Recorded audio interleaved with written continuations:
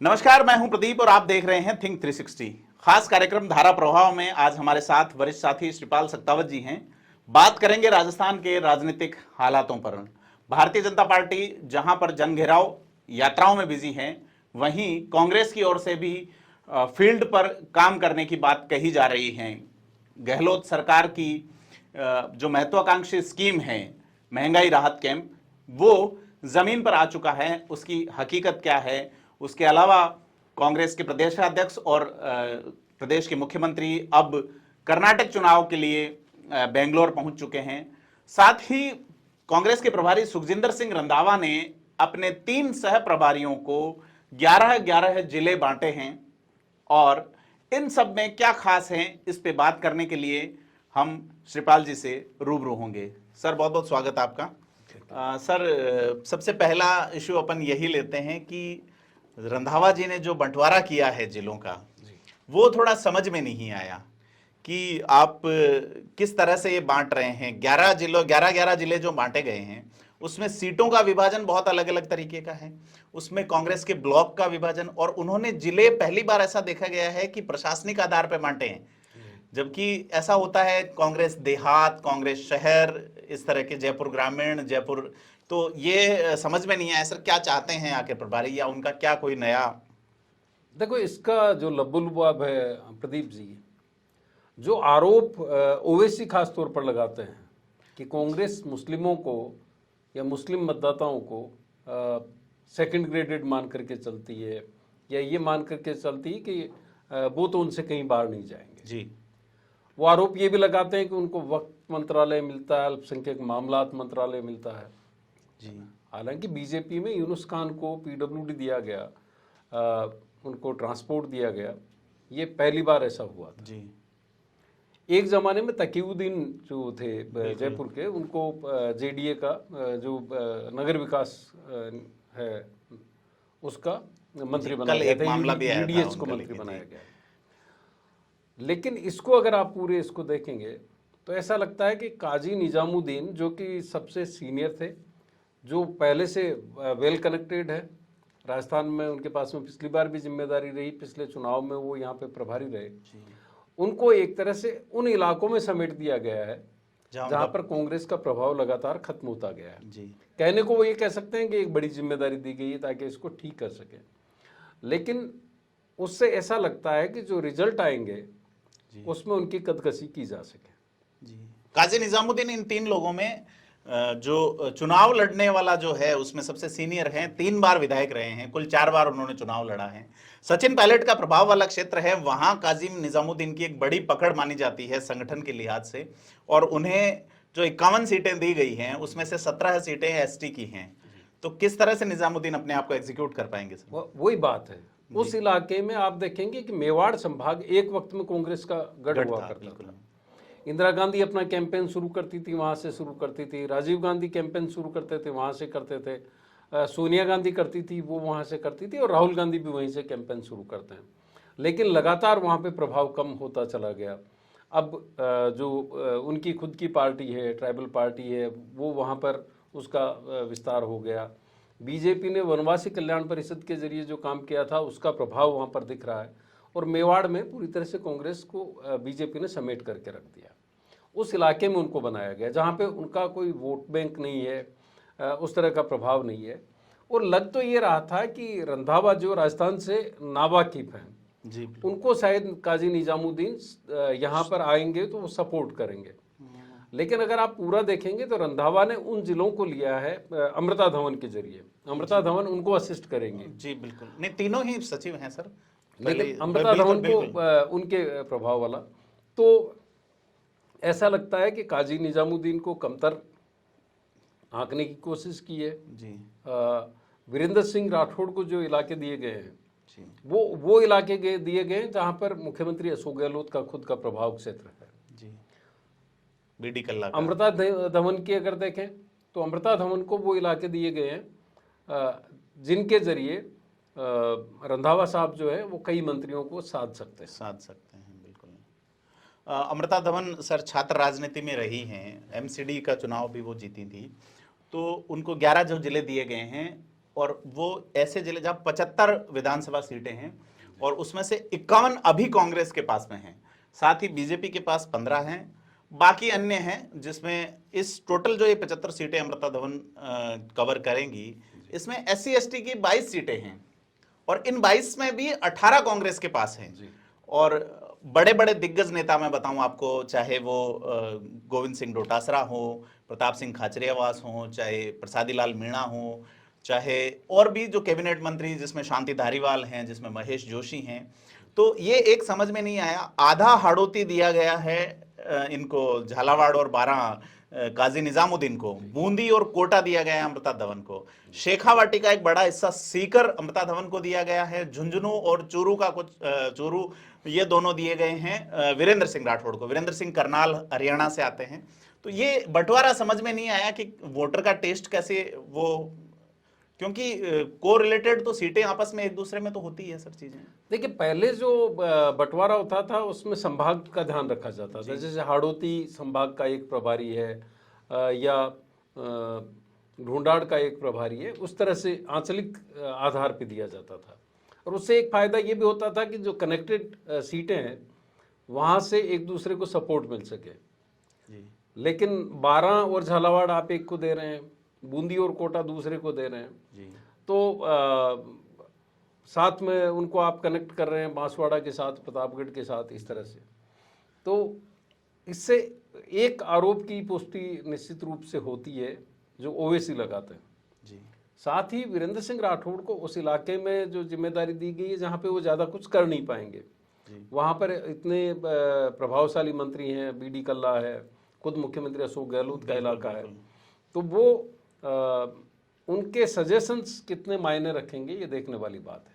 Sir, काजी निजामुद्दीन को जो 11 जिले दिए गए हैं उसमें 51 सीटें हैं, उसमें से 30 पे बीजेपी काबिज हैं और 2 BTP के पास है और 2 निर्दलीय हैं। शेष 17 सीटें यानी 1/3 सीट कांग्रेस के पास हैं। तो उनकी जिम्मेदारी या उन्हें चुनौती बड़ी मिलेगी।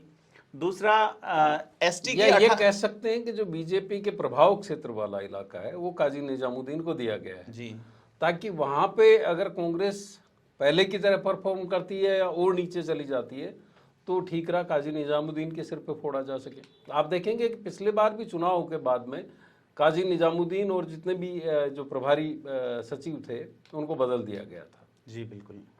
तो एक तरह से देख सकते हैं कि पूरा का पूरा जो संगठन है या सरकार है वो मुख्यमंत्री अशोक गहलोत के हिसाब से काम कर रहे हैं जी। आमतौर पे होता है कि संगठन और सरकार जो है समानांतर चलते हैं, बिल्कुल। लेकिन संगठन भी उनके मतलब उनको फॉलो कर रहा है और जो प्रभारी महासचिव बनाए गए हैं जिन पे ये आरोप भी लगता रहा है कि वो सरकार के प्रवक्ता के तौर पर काम कर रहे हैं, उनको जिम्मेदारी ये दी गई थी कि किसी भी तरह से जो यहाँ पे धड़ेबाजी है पायलट और गहलोत के गुट के बीच में उसको खत्म किया जा सके। लेकिन कुछ दिनों बाद में आते ही ऐसा लगा था जैसे नया कोई थानेदार लगता है तो आते ही वो सट्टे के खिलाफ कार्रवाई करता है ना, एक अपनी मौजूदगी दिखाता है, लगातार पेट्रोलिंग करता है। लेकिन कुछ दिन बाद में पता चलता है कि सब कुछ सामान्य तरीके से चल रहा है, पहले की तरह चल रहा है। तो रंधावा साहब भी आए थे तो ऐसा लगा था कि चीज़ें बदलने वाली है, लेकिन अब लगता है कि सब कुछ जो है वो मुख्यमंत्री अशोक गहलोत के हिसाब से चल रहा है और संगठन और प्रभारी महासचिव जो है उनको सपोर्ट कर रहा है। सर, ये जो बंटवारा हुआ है, मुझे एक किस्सा याद है ऐतिहासिक पुस्तक से 1947 में जब सर रेडक्लिफ भारत आए और उन्हें भारत और पाकिस्तान का बंटवारा करना था, तो वो उन क्षेत्रों में बिना गए एक लकीर खींचते हैं और कहते हैं ये भारत होगा, ये पाकिस्तान होगा, रेडक्लिफ सीमा जो पहचानी जाती है। तो जैसा मैंने बताया कि साहब भी नहीं गए, शेखावाटी का जो हिस्सा आधा तो रख दिया वीरेंद्र सिंह के पास, आधा रख दिया अमृता धवन के पास। उसी तरह से मारवाड़ में जालोर और सिरोही जो है वो रख दिए हैं काजी निजामुद्दीन के पास में, और पाली, बाड़मेर, जैसलमेर, जोधपुर ये रख दिए हैं वीरेंद्र सिंह के पास। और एक बड़ी आश्चर्यजनक चीज मुझे ये लगी कि 3,42,000 वर्ग किलोमीटर के राजस्थान में आधा हिस्सा अकेले वीरेंद्र सिंह सफर करेंगे, क्योंकि दूरियां बहुत हैं, जनसंख्या घनत्व कम है, मतलब ज्यादा है, उनके पास 74 के आसपास सीटें हैं, लेकिन उनको भागना बहुत पड़ेगा। आमतौर पे अगर बीजेपी ये काम करती है जो बीजेपी करती है जी, तो बीजेपी का मैकेनिज्म ये होता है कि जो प्रभारी आए हैं उनका जातीय प्रभाव किस तरफ है, जी बिल्कुल। वो कितना कंट्रीब्यूट कर सकते हैं, कितने वोटर को कनेक्ट कर सकते हैं, उसको देखा जाता है। कांग्रेस ये कह सकती है कि वो जाति की राजनीति नहीं करती, जी नहीं, लेकिन जी अंततः जीत सबसे बड़ी जरूरी होती है चुनाव में, और इसको किस तरह से देखा गया होगा। लेकिन जो भी फैसला किया गया है, क्योंकि रंधावा साहब तो घूमे ही नहीं अभी तक राजस्थान में। जी रंधावा तो ज्यादातर जनसभाओं में गए हैं उन्होंने, जनसभाओं में गए हैं, और उस तरह से वो और कनेक्ट कांग्रेस का संगठन भी नहीं है अभी तक, जिलाध्यक्षों की घोषणा नहीं हो पाई है। तो ये जो फैसला हुआ वो निश्चित रूप से जो पीसीसी चीफ है गोविंद सिंह डोटासरा, वो और मुख्यमंत्री अशोक गहलोत की सलाह के आधार पर हुआ है। जी सर, इसके अंदर जैसे आप बता रहे हो कि वो जाति का प्रभाव, इसमें ये भी देखा जाता है कि चुनाव होने तक, वोट पड़ने तक किस तरह की भूमिका निभाता है। मसलन कोई बागी खड़ा हो रहा है तो सह प्रभारी का एक प्रभाव होता है कि वो उसे बिठाए, किस तरह से मैनेज करे। कोई खड़ा होने वाला है तो ये सारी चीजें फिर कैसे मैनेज हो पाएगी चुनाव में? इसमें तो अब पूरा वन मैन शो है जो लग रहा है। जो स्थितियां बन रही है उसमें लगता है कि पायलट के लिए ज्यादा कोई स्थितियां बचेगी नहीं। जी जी, है ना, आने वाले वक्त में हो सकता है उनको कोई बड़ा फैसला करना पड़े, इस तरह की आहट भी अब सुनाई देने लगी है। तो पूरा का पूरा मैकेनिज्म जो है वो जो अकॉर्डिंग गहलोत हो रहा है। आप ये देखिए कि अचानक एक आंदोलन खड़ा होता है 12% आरक्षण को लेकर के। जी, मौर्य समाज, माली समाज, सैनी समाज, जो पूर्वी राजस्थान का, वहां से आंदोलन होता है। इस आंदोलन के पीछे की अगर आप स्ट्रेटेजी देखेंगे तो ये वोट बैंक जो है वो उस तरह से मुखर नहीं होता, उस तरह से उसकी मौजूदगी नहीं होती। लेकिन अगर वोट बैंक के लिहाज से देखें तो पूर्वी राजस्थान में एक बड़ा वोट बैंक ये माना जाता है। आरक्षण के बहाने से उस वोट बैंक को मोबिलाइज करने की बात हो रही है ना, उनको एक राजनीतिक ताकत बनाने की बात हो रही है। जिस तरह से पायलट के आने के बाद में राजेश पायलट आए, उसके बाद में राजस्थान में गुर्जर एक वोट बैंक बना, एक फोर्स बनी, पहचान बनी अलग से। उसी तरह से माली वोट बैंक पर भी ये काम चल रहा है। ये माली वोट बैंक आप देखेंगे धौलपुर में मौजूद है, करौली में है, सवाई माधोपुर में है, टोंक में है, पूर्वी राजस्थान में एक बड़ा में भी कुछ इलाका है। जी, तो ये शायद कोशिश ये है कि पायलट की नाराजगी या पायलट की अनदेखी की वजह से एक बड़ा वोट बैंक डिस्टर्ब हो तो उसको हम किस तरह से कनेक्ट कर सकते हैं, उसको कैसे जोड़ सकते हैं। तो इस आंदोलन के जरिए वहां पे एक लीडरशिप क्रिएट की जा रही है, ठीक है, और उसके जरिए उसको डैमेज कंट्रोल करने की बात भी होगी, कोशिश होगी। आरक्षण एक जो है एक सबसे बड़ा बहाना होता है, आरक्षण का मूवमेंट, जिसके जरिए सेंटिमेंट्स जगाए जा सकते हैं। जी, कर्नल बैंसला ने जिस तरह से आंदोलन किया, और यहाँ की अगर पूरी इसकी भौगोलिक स्थिति देखें तो दिल्ली और मुंबई के बीच में या देश को कनेक्ट करने वाले रेलवे ट्रैक यहाँ पर है, और उस वक्त भी गुर्जर आंदोलन में ये हुआ था। तो इसी तरह से मालियों को मोबिलाइज करने की कोशिश हो रही। तो एक मैकेनिज्म जो है वो सरकार की तरफ से या कांग्रेस की तरफ से वाला जो आंदोलन था सर, वो तो सरकार की ओर से मैनेज नहीं था, क्योंकि वो 2007 में शुरू होता है और सरकार जो है वो उसको अगले बजट में बिल लाने की कवायद करनी पड़ती है। यहाँ तो ये स्थिति है नहीं, अभी तो बिल आ नहीं सकता क्योंकि वो एक फाइनेंस बिल होगा। देखिए, वो उस आंदोलन के पीछे भी एक चीज निकल करके आई थी जी, कि ये लगातार एसटी की डिमांड कर रहे थे गुर्जर जी, कि उनको एसटी में शामिल किया जाए।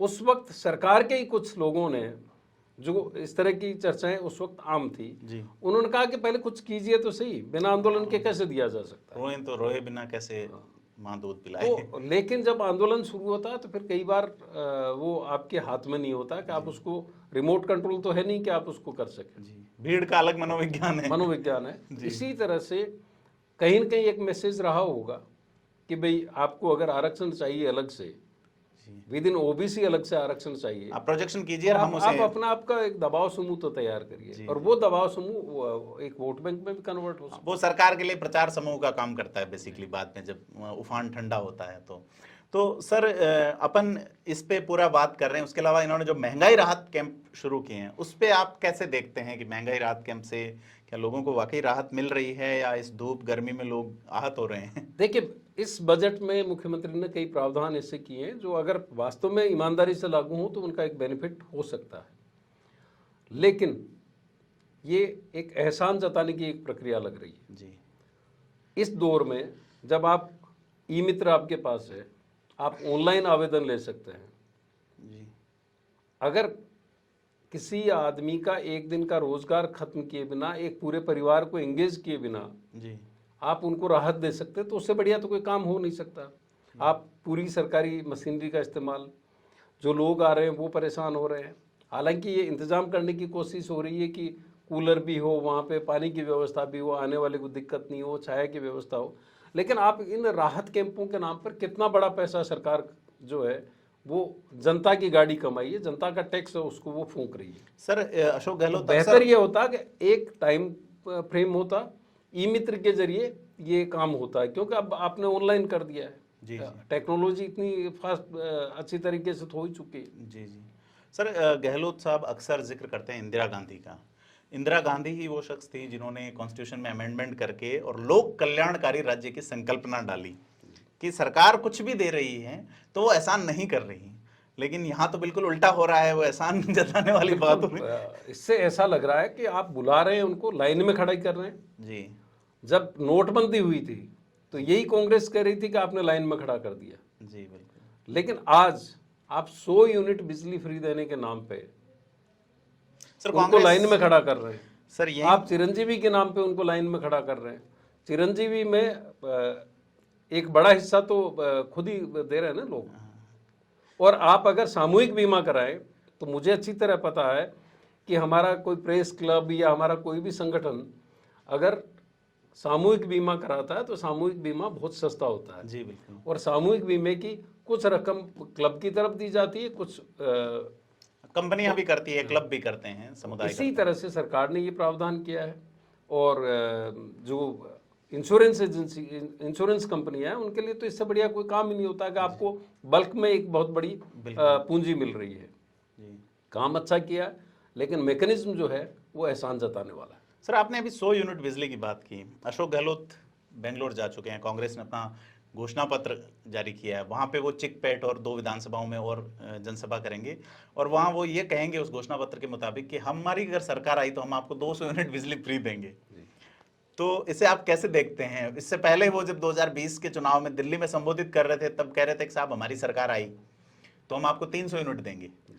अब बेंगलोर में 200 यूनिट फ्री बिजली की बात आ रही है, तो क्या राजस्थान में भी कई किंतु परंतु लगा दिए गए हैं जी कि अगर 100 यूनिट से ज्यादा होगा तो इसमें ये होगा जी, है ना, 200 यूनिट से ज्यादा होगा तो ये होगा, तो कई राइडर लगा दिए गए हैं।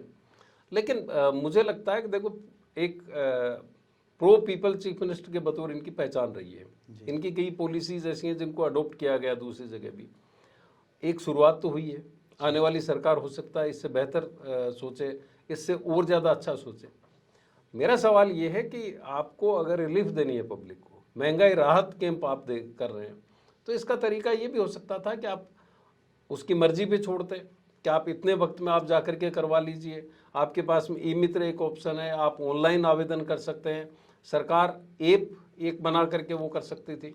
सरकार की एक स्कीम है सर कि बुजुर्ग लोगों का अगर कोई काम है, चाहे वो पुलिस डिपार्टमेंट में है चाहे मेडिकल में है, लोग उनके घर जाके ऐसा कहा गया वेरिफिकेशन का काम है तो कांस्टेबल घर जाएगा।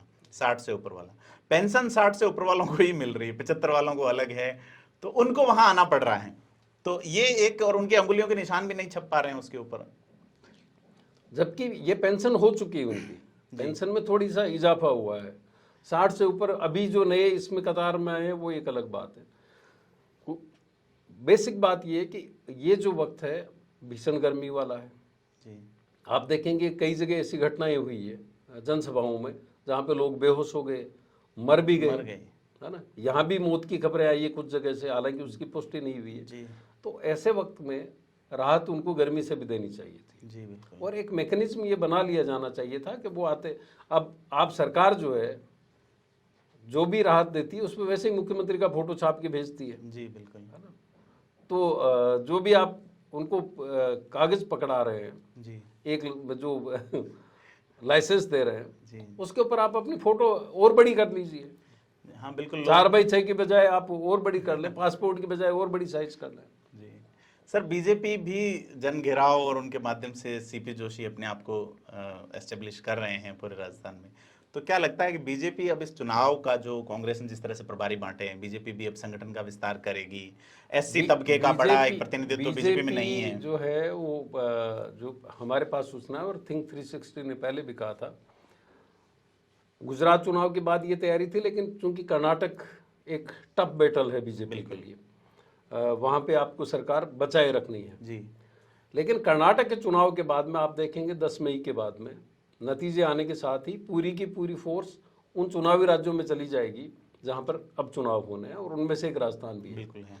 तो बीजेपी का मैकेनिज्म अलग तरीके से है। बीजेपी ने पन्ना प्रमुखों के नीचे भी 10-10 लोगों की एक टीम बना दी है। जी। हालांकि आप पहली बार देखेंगे, अगर आप इंटेलिजेंस में अगर आपके कोई सोर्सेज हैं तो आप देखेंगे कि कांग्रेस भी पहली बार इस तरह की स्टडी करवा रही है, इस तरह के इनपुट्स ले रही है कि कहाँ पे कितने वोटर जाति के आधार पे किस किस तरह के हैं, उन जातियों में गोत्र किसके हैं, किस गोत्र के ब्राह्मण हैं, या किस गोत्र के राजपूत हैं, या किस गोत्र के जाट उस कॉन्स्टिट्यूंसी में है। इस लेवल पे माइक्रो स्टडी कांग्रेस करवा रही है। मतलब अब हरिद्वार के पंडों के अलावा और भी कोई गोत्र पूछ रहा है वो सरकार इस तरह जी। तो इस लेवल पे वो अपना काम कर रही है, और बीजेपी तो एक्टिवेट है ही। आज सतीश पूनिया पहले भले ही अध्यक्ष नहीं हो, लेकिन कोविड काल में भी जो यहाँ पे संगठन के कर्ता धर्ता हैं बीजेपी के, चंद्रशेखर, उनके नेतृत्व में बीजेपी ने बड़ा काम कर लिया था, और अब उस जो काम किया था उन्होंने संगठन के स्तर पर, उसको जन समर्थन के तौर पे, जनता के जुड़ाव के तौर पे, अब वो इस तरह की जन आक्रोश सभाओं के जरिए वो अब जनता के बीच में पहुंच रहे हैं। और चूंकि अब नई जिम्मेदारी मिली है सीपी जोशी को, तो वो अलग तरह से इस काम को करना चाहते हैं। तो ये था आज का धारा प्रवाह, और हमारे साथ थे वरिष्ठ साथी श्रीपाल सक्तावत जी। राजस्थान के राजनीति से जुड़े खास मुद्दों से रूबरू होने के लिए सब्सक्राइब करें थिंक 360 को।